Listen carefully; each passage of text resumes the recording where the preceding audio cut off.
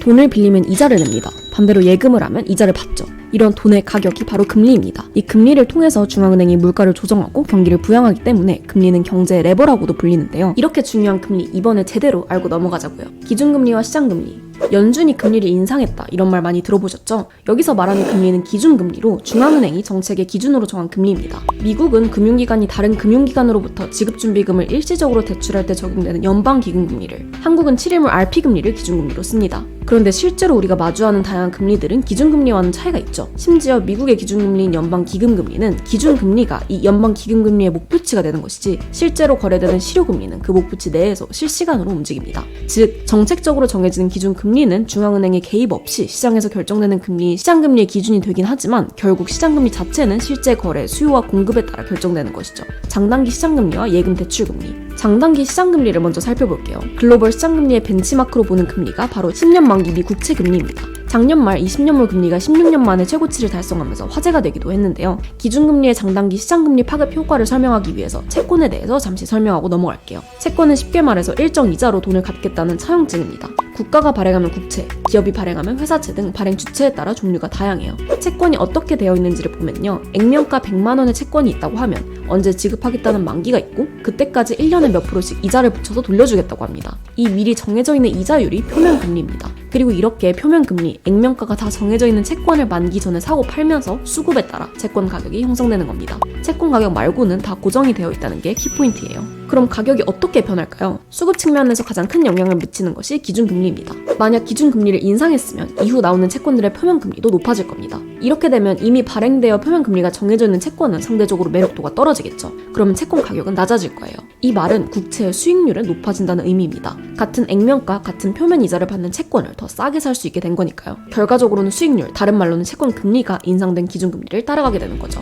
그리고 기준금리를 인하하면 반대로 가겠죠. 즉, 채권 가격과 금리는 기준금리에 따라 영향을 많이 받고 표면금리와 액면가가 고정되어 있기 때문에 채권 가격과 흔히 금리라고 불리는 채권의 수익률은 역의관계에 있다는 겁니다. 또 한 가지 영향을 미치는 것이 공급인데요. 만약 정부가 자금 조달을 많이 하려고 국채 발행을 많이 하게 되면 공급이 많아지니까 채권 가격이 떨어지고 국채 금리는 올라갑니다. 이렇게 이해를 해주시면 이 지난 기사가 이해가 되실 거예요. 차례로 보면 유가가 엄청 높아지니까 인플레이션이 우려되면서 앞으로 기준금리를 동결하는 긴축적 움직임을 보일 것으로 예상이 된다는 거죠. 기준금리가 높은 수준으로 유지가 된다면 채권 가격은 떨어지고 금리는 오르겠죠. 기준금리가 계속 높을 것이라는 기대감이 채권 가격에 반영이 된 겁니다. 아무튼 이렇게 기준금리가 채권의 수요와 공급에 영향을 주고 기타 요인들도 반영이 되어서 채권 가격과 금리가 결정이 됩니다. 이런 메커니즘으로 기준금리가 만기 1년 미만의 단기 금융상품의 금리에 영향을 미치고 이어서 만기 1년 이상인 장기 금융 상품의 금리에도 영향을 미칩니다. 한편 예금 및 대출 금리의 경우에는 기본적으로 시장 금리 등을 고려해서 은행이 자율적으로 결정하는데요. 이 역시 기준금리의 영향을 받습니다. 기준금리가 예금 및 대출 금리에 미치는 파급 효과는 은행이 어떻게 돈을 버는지를 보면 알 수 있는데요. 시중 은행의 가장 큰 수익은 예금 이자와 대출 이자의 차이인 예대 마진에서 옵니다.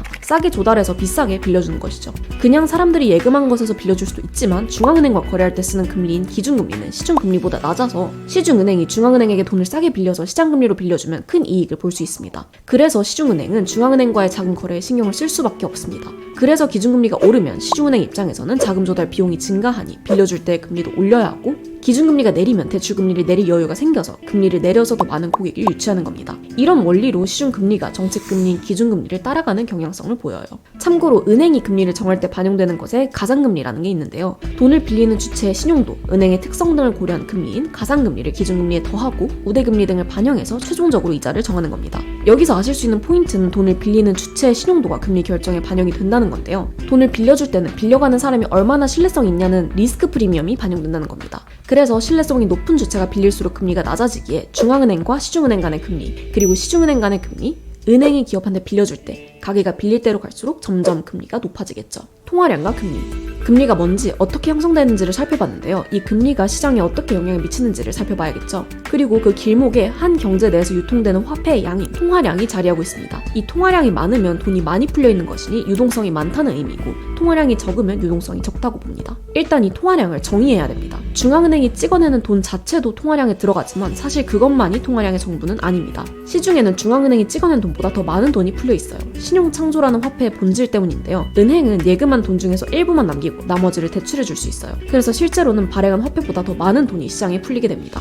도식으로 좀 더 자세히 설명해보자면 중앙은행이 발행한 화폐를 본원통화라고 하는데 이 본원통화를 A은행에 예금한다고 해볼게요. 이때 예금한 돈을 한 번에 다 꺼내갈 가능성은 적기 때문에 일부를 찾아갈 경우에만 대비해서 지급준비금이라 불리는 금액만 남기고 나머지는 대출을 해줄 수 있습니다. 이 돈은 다시 B은행에 예금되면서 또다시 대출이 되는 과정을 반복해요. 예금 중에서 남겨놓는 지급준비금의 비율을 지급준비율이라고 하는데요. 이 지급준비율이 10%라고 가정하면 본원통화팩은 900의 신용창조를 하게 되어서 전체 통화량은 1000이 되게 됩니다. 그래서 나중에 통화정책을 설명드리면서 더 살펴보겠지만 실제로 돈을 더 많이 찍어내서 본원통화가 많아지거나 혹은 지급준비율을 낮추게 되면 전체 통화량은 더 많아지면서 유동성이 풍부해집니다. 영상을 시작하면서 금리가 경기를 부양하거나 진정시키면서 경제의 레버 역할을 한다고 했는데요. 그럼 금리가 방금 살펴본 유동성을 통해서 경제에 어떻게 영향을 미칠까요? 기준금리를 인상하고 이에 따라 시중금리도 높아진다면 유동성이 줄어듭니다. 대출의 부담이 높아져서 대출을 덜 받고 대출을 통한 시용창조가 덜 되는 것이죠. 이렇게 풀려있던 유동성을 회수하면 소비, 기업의 투자가 위축되면서 경기가 위축 혹은 진정되는 효과가 있습니다. 중앙은행의 정책인 통화정책이 이렇게 경기를 진정시키는 스탠스를 취하면 이를 긴축적 통화정책이라고 합니다. 반대로 기준금리를 인하하면 빚내서 투자하고 소비하기 더 쉬워집니다. 그래서 대출을 통한 시용창조가 활발해지고 유동성이 풀립니다. 경기는 부양되는 효과가 있겠죠. 이를 확정적 통화정책이라고 합니다.